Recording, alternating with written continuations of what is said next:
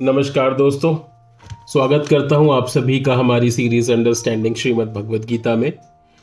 Last video में हम सभी ने पाठ किया था अध्याय 3 कर्मयोग के श्लोक नंबर 23 और 24 का। आज हम शुरू करते हैं अध्याय 3 श्लोक नंबर 25 के साथ।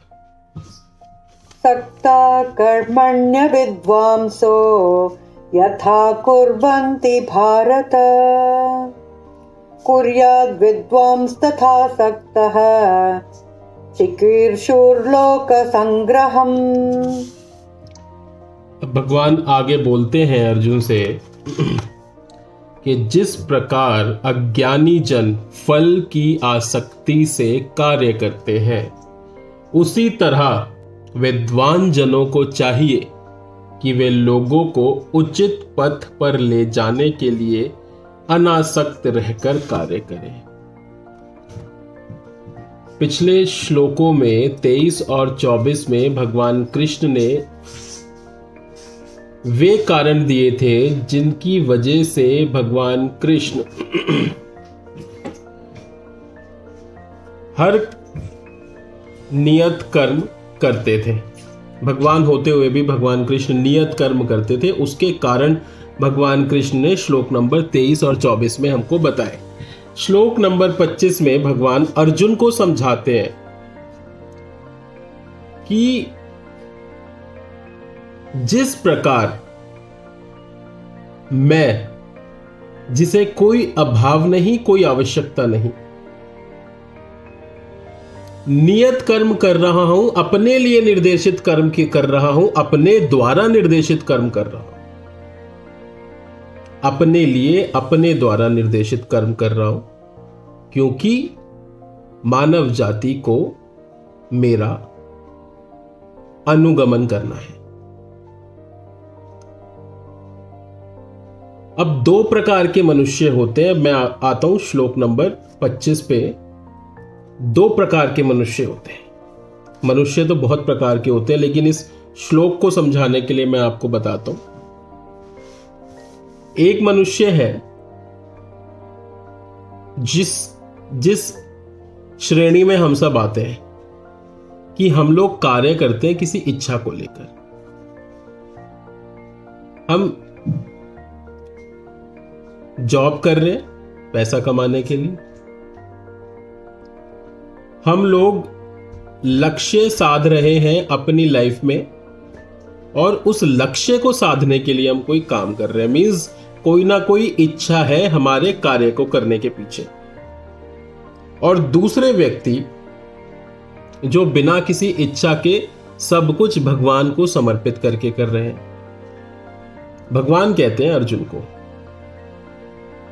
कि सबसे बड़ी चीज या सबसे बड़ा अंतर इन दो प्रकार के मनुष्यों में है, वो है समझ। तो दूसरा व्यक्ति, दूसरी श्रेणी वाला व्यक्ति जो हर एक चीज भगवान को अर्पित करके कर रहा है,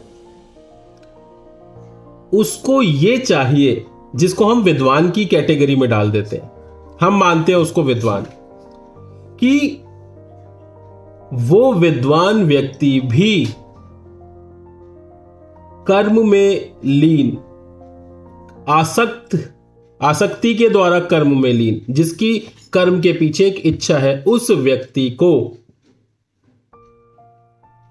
उसके कर्म में बाधा ना डाले। विद्वान व्यक्ति भी उस प्रकार भगवान चाहते हैं कि विद्वान व्यक्ति भी कभी भी फल की आसक्ति से कार्य करने वाले मनुष्य के बीच में किसी भी प्रकार का दुविधा उत्पन्न ना करे।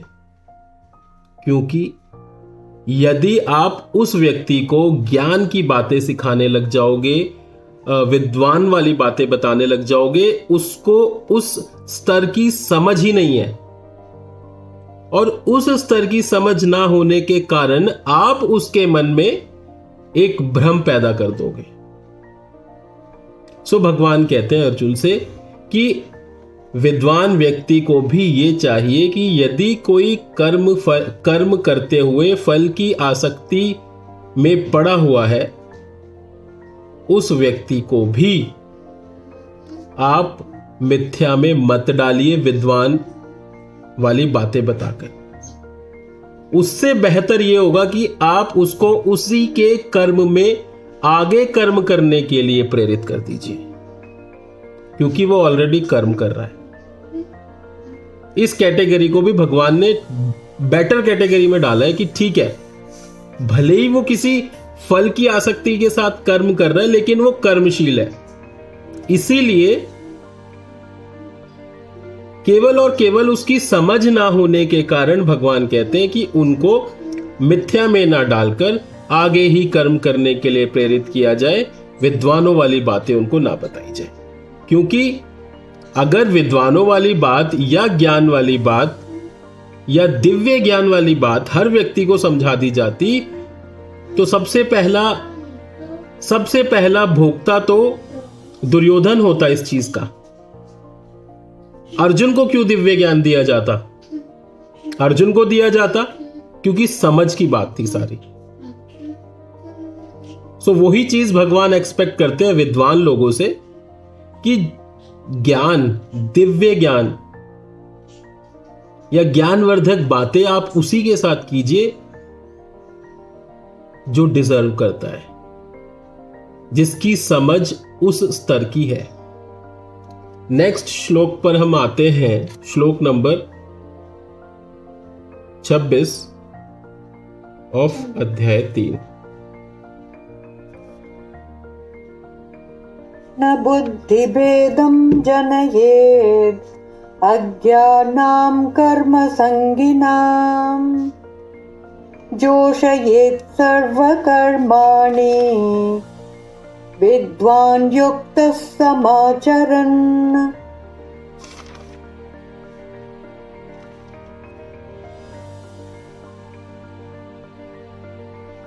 भगवान आगे कहते हैं कि विद्वान व्यक्ति को चाहिए कि वह सकाम कर्मों में आसक्त रहने वाले अज्ञानी पुरुषों को कर्म करने से रोके नहीं तथा उनके मन को विचलित ना करे, अपितु भक्ति भाव से कर्म करते हुए वह सभी प्रकार के कार्यों में लगाए।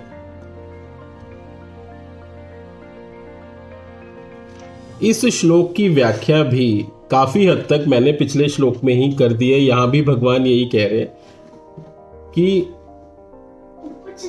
उन दोनों कैटेगरीज ऑफ मनुष्यों की जो मैंने बात की, जो दूसरी कैटेगरी आई थी, जो ज्ञानी लोग थे, उनको चाहिए, विद्वान लोगों को चाहिए कि सकाम कर्मों में लिप्त व्यक्तियों को, जो फल की आसक्ति के साथ कार्य कर रहे हैं, उनको, उनके मन को किसी भी प्रकार विचलित ना किया जाए। इस श्लोक की व्याख्या मैंने ऑलरेडी लास्ट श्लोक में कर दी है।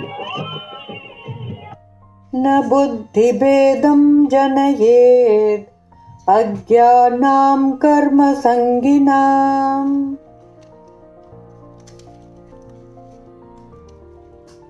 आगे चलते हैं, श्लोक नंबर 27।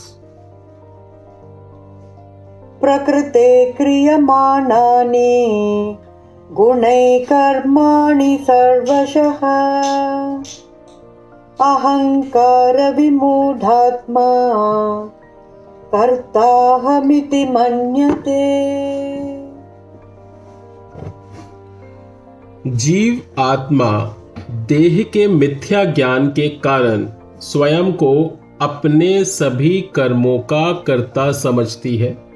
यद्यपि विश्व के सभी कार्य प्रकृति के 3 गुणों के अंतर्गत संपन्न होते हैं, लेकिन अहंकारवश व्यक्ति ये मान लेता है कि सभी प्रकार के कार्य उसी के द्वारा किए जा रहे हैं।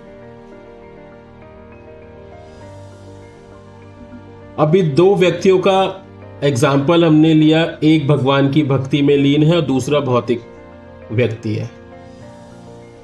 अब जो भगवान की भक्ति में लीन है उसको तो अभी आप उसके बारे में बात ही ना कीजिए, क्योंकि वो तो ऑलरेडी हर एक काम को भगवान के प्रति बिना किसी फल की आसक्ति के साथ कर रहा है। जो दूसरी श्रेणी है मनुष्यों की, जिसमें हम सभी आते हैं, जो कर्म के फल की आसक्ति रखते हुए कोई कार्य करते हैं, मीन्स हर कार्य के पीछे एक ना एक इच्छा हमारी लिप्त होती है।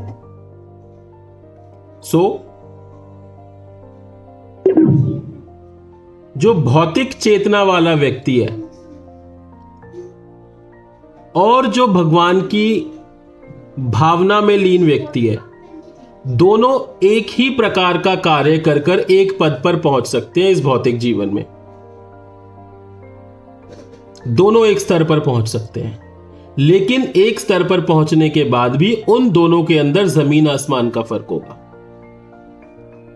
उसका कारण सिर्फ और सिर्फ यह है कि एक व्यक्ति कृष्ण भावना भवित है और दूसरा व्यक्ति भौतिक है। वो भौतिक जगत में पड़ा हुआ है। उसको ऐसा लगता है कि जितने भी कार्य आज तक उसने किए हैं उसके पीछे का कर्ता वो ही है, जबकि वो ये भूल गया है कि प्रकृति की रचना, संसार की रचना प्रकृति ने की है। वो ये भूल गया है कि जिस प्रकृति ने इस संसार की रचना की है वो भी किसी ना किसी के अधीन कार्य कर रही है। उसकी भी अध्यक्षता किसी ना किसी के द्वारा की जा रही है। और सबसे ऊपर जो है वो सुप्रीम है, वो एब्सोल्यूट है, वो भगवान है, जो उस प्रकृति को भी कहीं ना कहीं गवर्न कर रहे हैं। भौतिक व्यक्ति ये भूल गया है। भौतिक व्यक्ति ने ये मान लिया है कि जितनी भी कार्य आज तक उसके साथ हुए हैं, जो कुछ भी उसने आज तक अर्जित किया है, जिस भी पद पर वो बैठा है, जितनी भी सेवाएं उसको मिल रही हैं, जितने भी सुख साधन उसको मिल रहे हैं, उसने उन सभी के पीछे का कर्ता अपने आप को मान लिया। प्रकृति के बारे में भूल गया, भगवान के बारे में भूल गया। दो व्यक्ति एक पद पर रहते हुए भी उन दोनों व्यक्तियों के बीच में जमीन आसमान का अंतर हो सकता है, यदि वे व्यक्ति, उनमें से एक व्यक्ति भौतिकतावाद व्यक्ति है, दूसरा व्यक्ति कृष्ण भावनामृत व्यक्ति है। इसका श्रेय कृष्ण भावनामृत व्यक्ति कभी भी अपने साथ होने वाली अच्छी घटनाओं का श्रेय खुद नहीं लेगा, बुरी घटनाओं का श्रेय भगवान को नहीं देगा। उसके लिए सारी चीजें भगवान के द्वारा निर्दिष्ट मानी जाएंगी। वो एक न्यूट्रल पैमाने पे खड़ा होगा। दूसरी ओर जो एक भौतिक व्यक्ति है, अपनी लाइफ में होने वाली हर प्रकार की अचीवमेंट को वो अपने द्वारा अज्यूम करेगा। वो समझेगा कि इसका कारक और इसका कर्ता मैं ही हूं, और उसके ठीक अगेंस्ट अगर उसके साथ कुछ बुरा होगा, उसका श्रेय वो भगवान को दे देगा। इन दोनों कैटेगरीज में से एक व्यक्ति ने यह जान लिया है कि आत्मा और शरीर दो अलग अलग चीजें हैं, भौतिक ने। और जो कृष्ण भावनामृत है उसने तो सिर्फ ये माना, जो भौतिक वाला है वो एक चीज मानता है, और जो कृष्ण भावनामृत व्यक्ति है वो समझ गया है अंतर एक आत्मा और एक भौतिक शरीर के बीच में। वो भौतिक शरीर में अब ज्यादा इंटरेस्ट नहीं ले रहा है, वो भौतिक सुख सुविधाओं में भी इंटरेस्ट नहीं ले रहा है। उसका सीधा और सीधा लगाव उस परमेश्वर की तरफ है जिसके अंश हम सभी हैं। वो उस आत्मा का मिलन उस परमात्मा के साथ करना चाहता है। वहीं एक भौतिकतावादी व्यक्ति केवल और केवल इस जीवन की सुख सुविधाओं को भोगने में है और उन सभी सुख सुविधाओं के पीछे अपने आप को श्रेय देता है। आज की वीडियो में हम लोग समाप्त करेंगे श्लोक नंबर 27 पर। श्लोक 28 ऑफ अध्याय कर्मयोग हम लोग कल शुरू करते हैं। तब तक के लिए धन्यवाद। जय श्री कृष्ण।